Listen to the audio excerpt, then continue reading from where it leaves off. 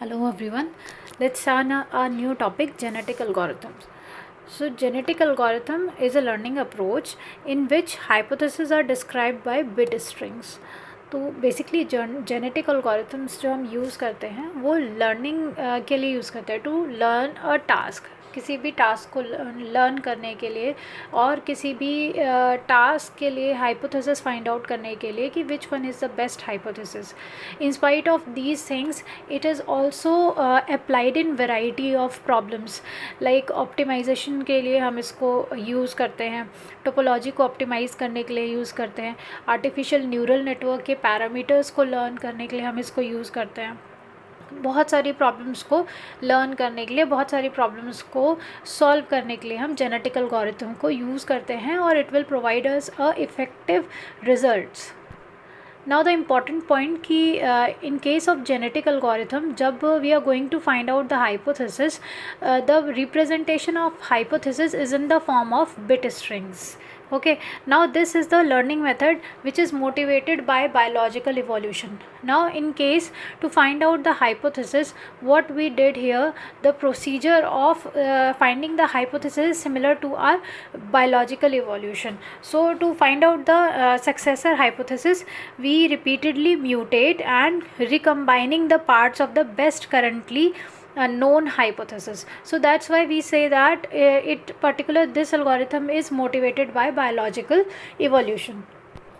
और genetic algorithm के case में मैंने आपको बताया कि हर एक हाइपोथेसिस को हम बिट स्ट्रिंग से रिप्रेजेंट करते हैं और जितनी भी हाइपोथेसिस हैं, जैसे कि पहले हम हाइपोथेसिस सेट ऑफ हाइपोथेसिस को हाइपोथेसिस स्पेस कह रहे थे, यहाँ पर set of all the hypothesis को रिप्रेजेंट करेंगे पॉपुलेशन से. Okay, now this population is updated by replacing some fractions of the population by offspring of most fit current hypothesis. जो पॉपुलेशन है एट टाइम टी, उससे नई population को generate करने के लिए हम दो ऑपरेटर्स यूज़ करते हैं. First one is crossover operator which is a part of genetic algorithm and second one is mutation operator. So further we will see how it will work. Now what GA performs, genetic algorithm perform क्या करता है? तो genetic algorithm among the population जितनी भी hypothesis हैं उसमें से best hypothesis और ऑप्टिमम हाइपोथेसिस को फाइंड आउट करता है. अब now how to find out the best hypothesis. Best hypothesis कैसे पता चलेगा कि कौन सी हाइपोथेसिस बेस्ट हाइपोथेसिस है? For selecting the best hypothesis there is a fitness function which measures the fitness of a hypothesis. Whose fitness is higher, that particular hypothesis is the best hypothesis. तो basically जो hypothesis है वो define करता है कि हमारे जो accuracy है हाइपोथेसिस की वो कितनी हाई है ट्रेनिंग एग्जाम्पल्स के ऊपर. अगर फिटनेस फंक्शन हायर है तो उसकी एक्यूरेसी ज़्यादा है, किसके लिए? ट्रेनिंग एग्जाम्पल को डिफाइन करने के लिए, ठीक है. और अगर उसका फिटनेस कम है इट मीन्स उसका एक्यूरेसी कम होगा. Now let's see how to represent the hypothesis which is a very important part. तो जैसे मैंने आपको बताया कि हाइपोथेसिस को रिप्रेजेंट करने के लिए हम बिट स्ट्रिंग यूज़ करते हैं और जो हाइपोथेसिस हैं कई बार it can be quite complex also. तो this is a advantage is genetic algorithm कि हमारी जो हाइपोथेसिस है सर्च स्पेस में वो काफ़ी कॉम्प्लेक्स भी होती हैं जीए के केस में और जेनेटिक एल्गोरिथम उनको हैंडल करता है. नाउ यहाँ पर हाइपोथेसिस को रिप्रेजेंट करने के लिए हम इफ़ देन रूल यूज़ करते हैं इनको रिप्रेजेंट करने के लिए. Let's take an example. Notes में एग्जाम्पल एक्सप्लेन किया हुआ है. एक एट्रीब्यूट है आउटलुक. ये एग्जाम्पल सेम एग्जाम्पल है जो हम प्रीवियस चैप्टर में पढ़ चुके हैं. लेट्स सपोज मुझे ये डिस्क्राइब करना है कि this is the day when we can play tennis. So we can play tennis can be yes और no. So to decide whether we can play tennis और not we have several attributes and its values which help us to decide whether we can play tennis और not. So here what they mention outlook, and outlook is an attribute which contains three values. First one is sunny, overcast and rain.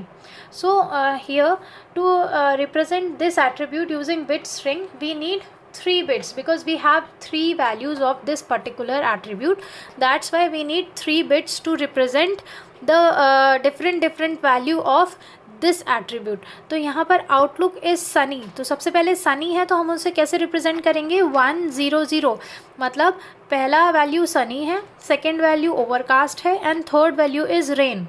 तो अगर outlook की value Sunny होगा तो 1 0 0 0 0 represent मतलब कि overcast की value false है और रेन की वैल्यू फॉल्स है, सिर्फ किसकी वैल्यू ट्रू है, सनी की वैल्यू ट्रू है। सिमिलरली अगर 0 1 0 बोलेंगे तो second value is 1, it means overcast, the value of or outlook is overcast. Similarly if last one is 1, it says that the outlook value is rain. Okay, now here let's suppose अगर मुझे represent करना है कि outlook की value overcast और rain कुछ भी हो सकती है, तो हम क्या करेंगे इसको रिप्रेजेंट करने के लिए 0 1 1 मीन्स ओवरकास्ट का सेकेंड पोजीशन था और रेन का थर्ड पोजीशन था, तो सेकेंड और थर्ड पोजीशन पे 1 और 1 कर दिया। तो इन दोनों में से अगर कोई भी वैल्यू होगी तो हमारा जो प्लेइंग टेनिस है वो येस हो सकता है, ठीक है। और अगर मुझे रिप्रेजेंट करना हो कि ओवरकास्ट की वैल्यू सनी भी हो सकती है, ओवरकास्ट भी आउटलुक की वैल्यू सनी भी हो सकती है, ओवरकास्ट भी हो सकती है और रेन भी हो सकती है, मतलब कोई भी हो सकती है, हमें उससे मतलब नहीं है। तो इस केस में हम क्या करेंगे कि तीनों बिट्स की वैल्यूज़ को 1 कर देंगे। ओके, नाउ अगर हमें कंजंक्शन रिप्रेजेंट करना है एट्रीब्यूट्स के बीच में, to represent the conjunction of multiple attributes. अभी तो हम सिंगल एट्रीब्यूट की बात कर रहे थे, ओनली आउटलुक एट्रीब्यूट की हेल्प से हम टारगेट वैल्यू को डिफाइन कर रहे थे, लेकिन अगर हमें मल्टीपल एट्रीब्यूट्स की रिक्वायरमेंट हो, इन दैट केस हम क्या करेंगे, जो हमारा सिंगल एट्रीब्यूट है उसमें हम यूज़ करेंगे और ओके जैसे कि हम यूज़ कर रहे थे आउटलुक इक्वल्स टू ओवरकास्ट और rain. Okay, and between two attributes we use this and operator. Okay, so यहाँ पर आउटलुक इक्वल्स टू ओवरकास्ट और रेन एंड विंड की दो वैल्यू है, विंड इज़ स्ट्रॉन्ग और वीक, तो विंड को रिप्रेजेंट करने के लिए 2 बिट्स की रिक्वायरमेंट होगी। ओके, अगर विंड जो है वो स्ट्रॉन्ग होगा तो पहला वैल्यू 1 कर देंगे, दूसरा 0, अगर वीक होगा तो पहला वैल्यू 0 और दूसरा 1, और अगर दोनों ही हो हमें उससे कोई फ़र्क नहीं पड़ता तो दोनों बिट्स को 1 और 1 कर देंगे। ओके, नाउ अगर मुझे इस पूरे एक्सप्रेशन को लिखना होगा, रिप्रेजेंट करना होगा इस पूरे हाइपोथेसिस को, तो हम किस तरीके से रिप्रेजेंट करेंगे, आउटलुक इक्वल्स टू ओवरकास्ट और rain and wind equals to strong. अब टोटल नंबर ऑफ बिट्स कितनी रिक्वायर्ड हुई, this is a precondition. ये इफ़ देन रूल होते हैं जो कि हम यूज़ करते हैं हाइपोथेसिस को रिप्रेजेंट करने के लिए। तो आपने देखा कि पहले आउटलुक को रिप्रेजेंट करने के लिए we need 3 bits and wind को रिप्रेजेंट करने के लिए we need 2 bits, so total we require 5 bits. Now finally postcondition, इसे हम कहते हैं प्री कंडीशन। किसी भी टारगेट वैल्यू को अचीव करने के लिए मुझे किस किस चीज़ की ज़रूरत पड़ेगी, तो that conditions are precondition. Postcondition क्या होगी, टारगेट वैल्यू क्या होगी, टारगेट वैल्यू होगी play tennis equals to yes. Now play tennis के लिए 2 वैल्यूज़ हो सकती हैं, आइदर येस और नो, अगेन 2 बिट्स रिक्वायर्ड होंगी। अगर येस होगा तो 1 0 और अगर नो होगा तो 0 1। तो सारी जितने भी आपकी pre condition and post condition है सबको मिला के वी रिक्वायर 7 बिट्स। तो 7 bits are required to represent a hypothesis. Now let's come to the next topic, which is the genetic operators. So I have already mentioned this to you that we have 2 types of genetic operators. First one is crossover and second one is mutation. So basically these 2 operators are used to generate the next population. Next population means next set of hypotheses which are more fitness, which are more fit. So we can say that. So what is crossover and what is mutation, we will discuss in this topic. So basically crossover operator क्या करता है, let's suppose हमने कोई भी 2 hypothesis select की जिनका fitness function is very high, और उन दोनों के कुछ parts को हम क्या करते हैं, एक दूसरे से replace करते हैं, जिसे कि हम कहते हैं crossover। अब crossover operator जो है वो 3 टाइप्स का होता है। You can just see in the notes, the example is given over here. यहाँ पर आपको 2 ऑफस्प्रिंग दिए हुए हैं। हम इंडिविजुअल्स को हाइपोथेसिस भी कहते हैं, बिट स्ट्रिंग भी कहते हैं, या ऑफस्प्रिंग भी कहते हैं। तो यहाँ पर सिंगल पॉइंट क्रॉसओवर का मतलब है एक सिंगल पॉइंट दिया गया होगा जिसके बाद उस पॉइंट के बाद से आपको स्ट्रिंग को क्या करना होगा, क्रॉसओवर करना होगा, मतलब शफल करना होगा। तो यहाँ पर आपको पहला एग्जाम्पल दिया है सिंगल पॉइंट क्रॉसओवर का, और आपको बोला है कि 5.5 के बाद, मतलब 5 पॉइंट्स के बाद जो बिट्स हैं वो शफल हो जाएंगी। तो यहाँ पर just see in the notes, पहली 5 बिट्स के बाद अगर हम पहला ऑफस्प्रिंग देखें तो पहली 5 बिट्स के बाद की जो बिट्स हैं वो शफल हो जाएंगी दूसरे ऑफस्प्रिंग से, ठीक है। तो सेकंड वाले का कौन सा पार्ट 0 1 0 1 0 1 जो है वो पहले वाले के साथ अटैच हो जाएगा और हमें एक नया ऑफस्प्रिंग मिल जाएगा। सिमिलरली सेकंड वाले की 5 बिट्स के बाद फर्स्ट वाले की रिमेनिंग जो बिट्स हैं वो किसके साथ आपकी शफल हो जाएंगी, जो आपकी 5 बिट्स के बाद रिमेनिंग बिट्स हैं, तो हमारे पास एक नया ऑफस्प्रिंग मिल जाएगा।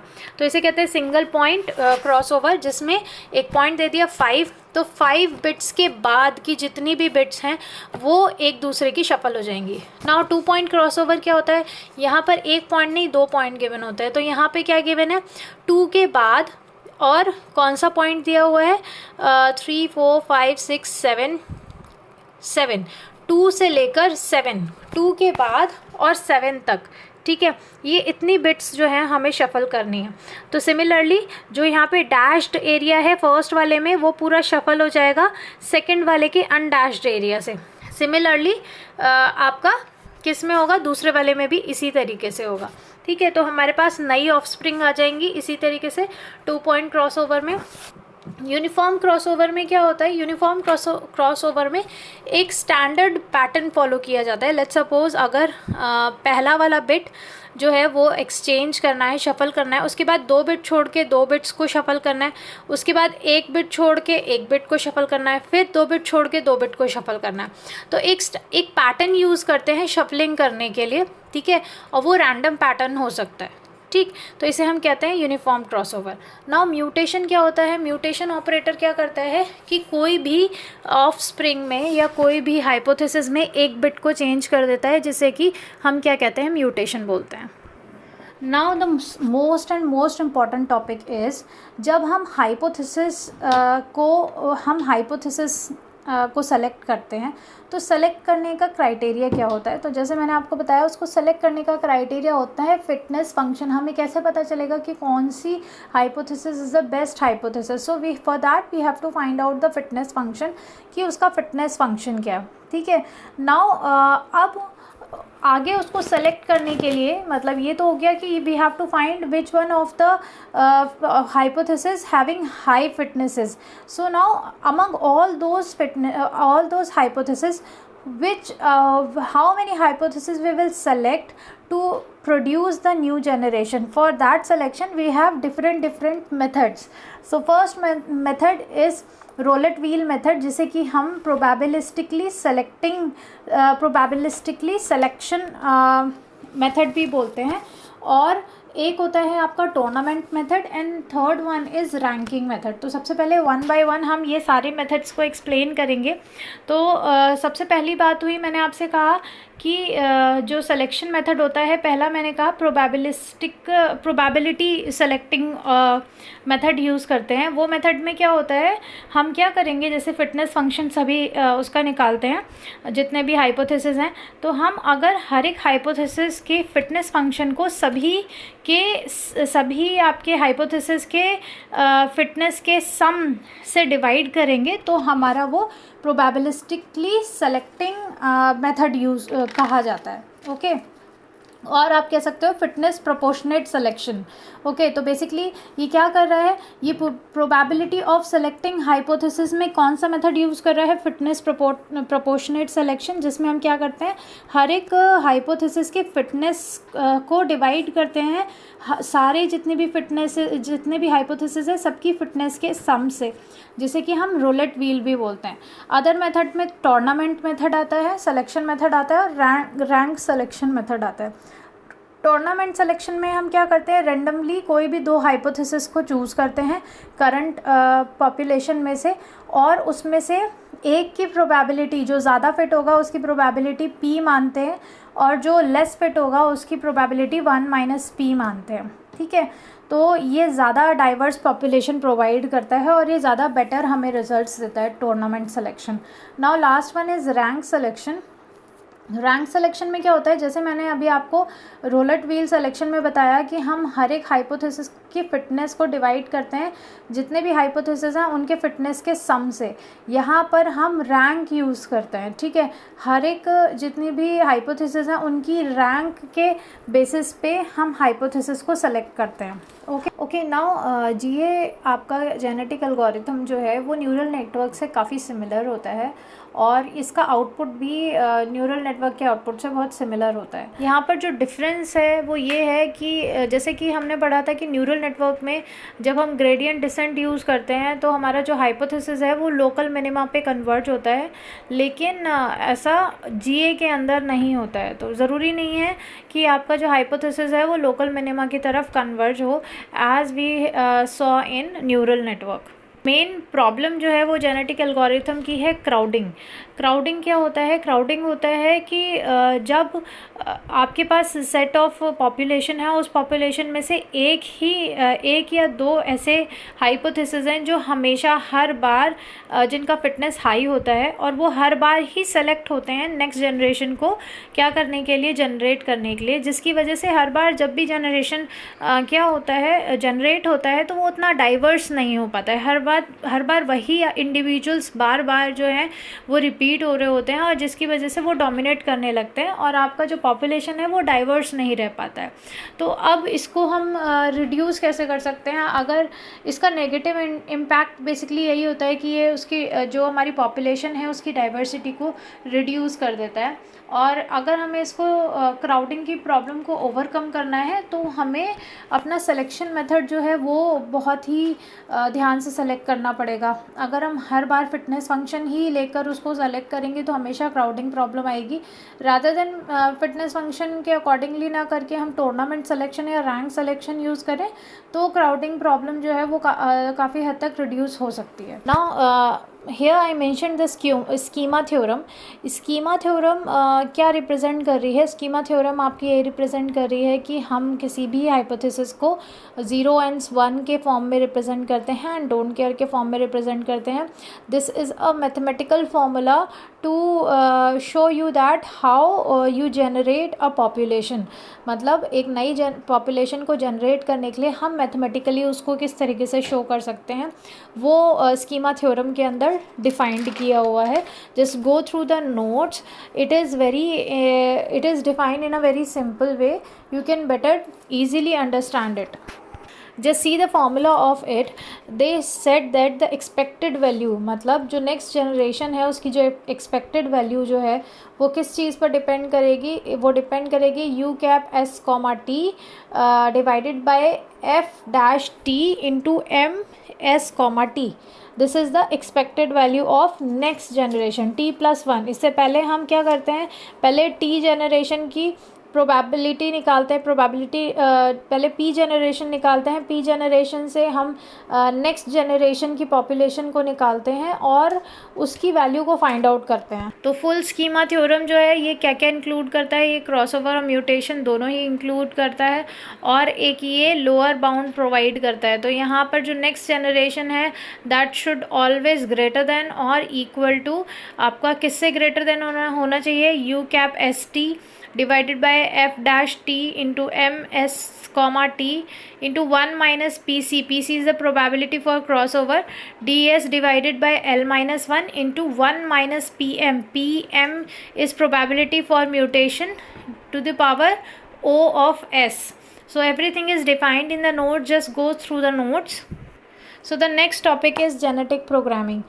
So we saw in genetic algorithm we represent the hypothesis in the form of bit strings, but here when we are dealing with genetic programming, here we represent our hypothesis in the form of computer programs, and these computer programs are represented by trees। just see the example written in the notes। यहाँ पर हमने एक example लिया है sin x plus under root of x square plus Y. तो these are some rules which can be followed when you are going to represent the hypothesis in the form of trees. Here they said that जितने भी functions हैं उनको represent करने के लिए हम node से represent करेंगे, और जितने भी constants और variables हैं that can be represented by the leaf node. So here you saw that sin x, sin is a function, under root is a function, square is a function, plus is also a function. So सबसे पहले हमने देखा कि sin x and x square, under root of x square plus y के बीच में plus operation हो रहा है. So first node it is plus, उसका left side is sine function, and last leaf node is your constant x और variable, you can say that your variable. Now आपका plus के बाद क्या ऑपरेशन परफॉर्म हो रहा है, अंडर रूट हो रहा है. तो अंडर रूट किसके बीच में हो रहा है, एक्स स्क्वायर प्लस वाई. तो क्या हो रहा है, प्लस ऑपरेशन हो रहा है एक्स स्क्वायर के बीच में. तो सबसे पहले प्लस ऑपरेशन आया, उसका right side is Y, Y is a variable.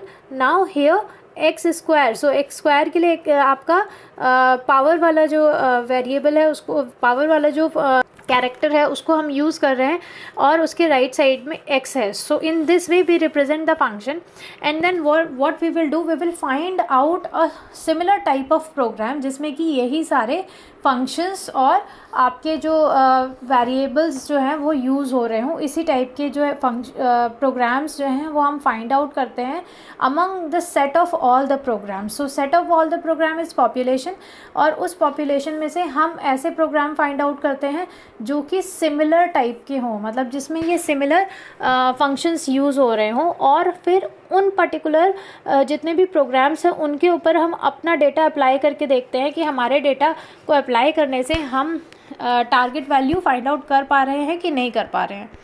Now जितने भी प्रोग्राम्स हमने सेलेक्ट किए जिनमें हमने देखा कि similar type of functions use हो रहे हैं, तो उन सारे प्रोग्राम्स के हम फिटनेस फंक्शन निकालते हैं कि कौन सा ज़्यादा फिट है, तो वो हम उसके आउटपुट से निकाल सकते हैं. और उसके बाद फिर हम क्या करते हैं, सेलेक्ट करने के बाद, हाइपोथेसिस को सेलेक्ट करने के बाद हम उन प्रोग्राम्स के बीच में, ट्रीज़ के बीच में क्रॉसओवर एंड म्यूटेशन परफॉर्म कराते हैं. तो क्रॉसओवर किस तरीके से परफॉर्म होता है, जस्ट सी द नोट्स. इसमें मैंने 2 ट्रीज़ बनाए हुए हैं सबसे ऊपर, और जो नोट्स को मुझे रिप्लेस करना है, शफल करना है, वो मैंने डबल सर्कल किया हुआ है. तो डबल सर्कल का मतलब है कि ये नोड्स जो हैं वो शफल हो जाएंगी. तो जिस पहला वाला जो ट्री है उसके जिस पोजीशन पर हमने पहले वाले प्लस को डबल सर्कल कर रखा है, उस वाली पोजीशन पर हमारा ये पावर वाला जो सब ट्री है वो आ जाएगा शफल होकर.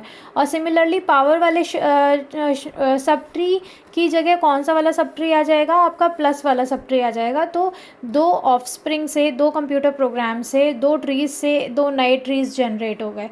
एंड सिमिलरली म्यूटेशन अगर रिक्वायर्ड होता है तो परफॉर्म करते हैं, ऑप्शनल है अगर नहीं होता है तो नहीं परफॉर्म करते हैं. जेनेटिक एल्गोरिथम से रिलेटेड काफ़ी सारे नए मॉडल्स जो हैं, इवोल्यूशन मॉडल ऑफ इवोल्यूशन जिन्हें कहते हैं, वो बनाए गए, वो प्रपोज़ किए गए, जो कि कुछ टास्क को लर्न कर सकते हों.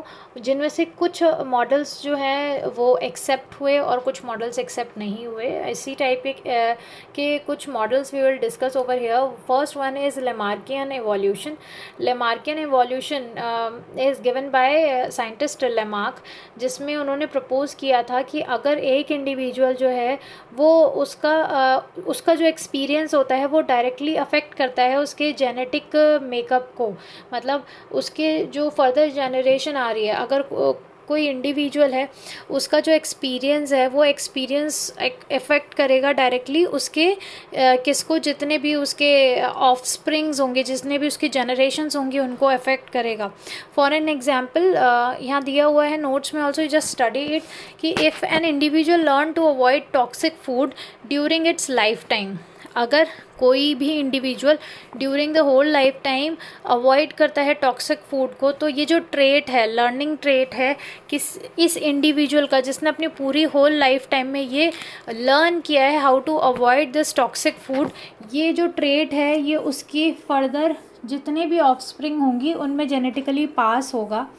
एंड विच देयरफॉर, मतलब जो आगे की जनरेशन है उनको ये ट्रेट लर्न नहीं करना पड़ेगा, वो इनहेरिटेड उनके अंदर होगा. ठीक है. नाउ लेमार्क ने ये मॉडल प्रपोज़ किया था जो कि एक्सेप्ट नहीं हुआ था. बट समटाइम्स जब ये इस पर्टिकुलर मॉडल को यूज़ किया गया, इसने जेनेटिक एल्गोरिथम की इफ़ेक्टिवनेस को और इम्प्रूव किया। बट फर्दर जो है इसको इसके जो मॉडल है, जो इसके जो प्रपोज किया गया था, वो कई सारे साइंटिस्ट ने इसको कॉन्ट्राडिक्ट किया, तो ये एक्सेप्ट नहीं हुआ। Now next one is Baldwin affect.